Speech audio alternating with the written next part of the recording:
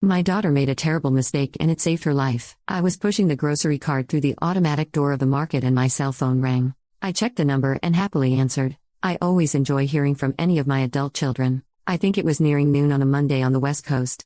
I stood at my cart looking at the bright lights of the store and something in my daughter's voice caused me to almost sway as time stood still. Mom, I don't know where to go.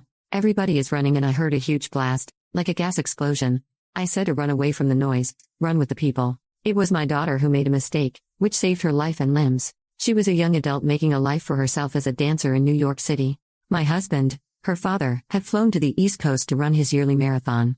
My daughter, wanting to see her dad and experience the thrill of seeing the finish line of the Boston Marathon, decided to take a bus to Boston for a small trip. She anxiously found her way to the best spot available for viewing this event, and that was at the corner of the sidewalk on the finish line.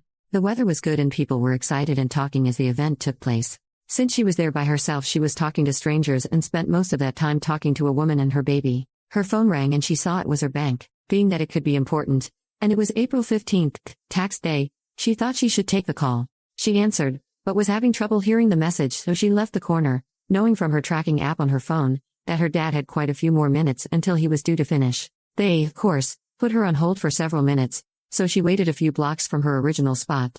Apparently, she had switched some numbers on her savings account and the bank was unable to deposit her tax return. It was unexpectedly efficient of the bank to call her and to get it straightened out so quickly. She did get it all corrected and she was making her way back to the storied finish line.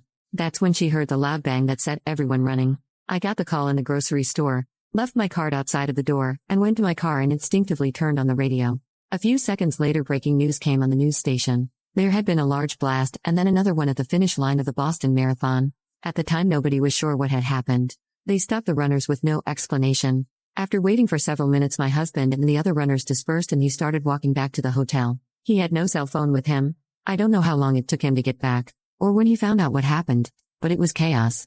My daughter, being exceptionally distraught, made her way back to my husband's hotel lobby where they had a default rendezvous plan anyway. The TV was on in the lobby, and my daughter said she recognized faces of celebrities getting on the elevator of the hotel.